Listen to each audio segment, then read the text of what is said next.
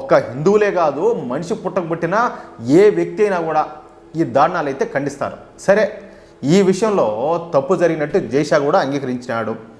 6 నెలల ముందే క్రికెట్ షెడ్యూల్లో ప్రకటించినా కాబట్టి తప్పలేదు మాకని చెప్పేసి జైషా లెంపలేసుకున్నట్టు మన సమాచారం అంతా. కానీ నేను ఇక్కడ ఒక మాట అంటున్నా, 6 నెలల ముందు కదా, రాత్రి ఏ కావాలంటే చేస్తారయ్యా స్వామి, రాత్రి ఏ నిర్ణయం కావాలంటే ఆ నిర్ణయం తీసుకుంటారు.